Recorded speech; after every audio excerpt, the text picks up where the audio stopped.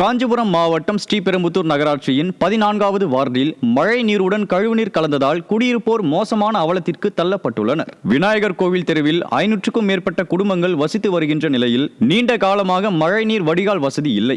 சிறு மழைக்கே வீடுகளுக்குள் கழிவுநீர் புகுந்து மக்களை அவதியடைய செய்து வரும் நிலையில் இதுகுறித்து நகராட்சி நிர்வாகத்திடம் பலமுறை கோரிக்கை வைத்தும் நடவடிக்கை எதுவும் எடுக்கப்படவில்லை. மக்கள் அவலத்தில் தவிக்கும் போது அதிகாரிகள் தொலைபேசி அழைப்புகளுக்கே பதிலளிக்க மறுப்பது நிர்வாக அலட்சியத்தின் உச்சகட்டமாக உள்ளது.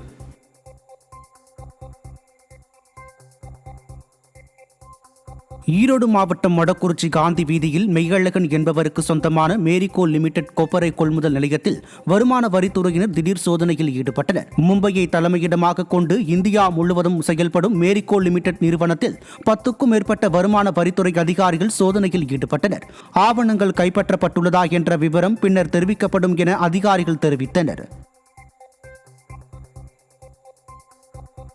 திருப்பூர் மாவட்டம் சாமலாபுரம் திமுக பேரூராட்சி தலைவர் விநாயக பழனிசாமி தனியார் நிலத்தில் சாலை அமைப்புக்கு எதிராக மனு அளித்த சமூக ஆர்வலர் பழனிசாமியை ஜீப் ஏற்றி கொன்றார்.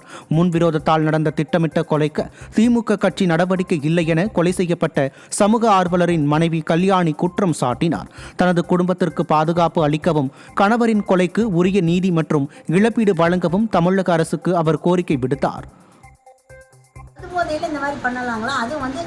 தனிநபர் ஒருத்தர் அடிபட்டிருந்தா கூட இவர் காரில் அவர் எடுத்துகிட்டு போயிருக்கணுங்க. ஆனால் அவர் அதை செய்ய கிடையாதுங்க. அவரே அடிச்சுட்டு போய் வீட்டுக்கு போயிருக்காருங்க.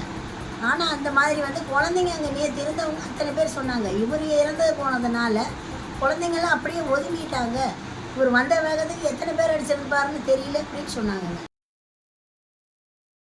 செங்கல்பட்டு அரசு மருத்துவமனையின் தாய்சேய் நலப்பிரிவு, நெஞ்சக நோய் பிரிவு மற்றும் சிறுநீரகவியல் துறை உள்ளிட்ட பிரிவுகளுக்கான சாலையில் மழைநீர் தேங்கி குண்டும் குழியுமாக உள்ளது. முகம் சுளிக்கும் வகையில் சாலையில் மழைநீர் தேங்கி கிடப்பதால் நோயாளிகளும் நோயாளிகளை பார்க்க வரும் உறவினர்களும் கடும் சிரமத்துக்குள்ளாகி வருகின்றனர். ஸ்டாலின் அரசின் சுகாதாரத்துறை மற்றும் மருத்துவமனை நிர்வாகம் உடனடியாக சாலையை சீரமைக்க வேண்டும் என பலரும் வலியுறுத்தினர்.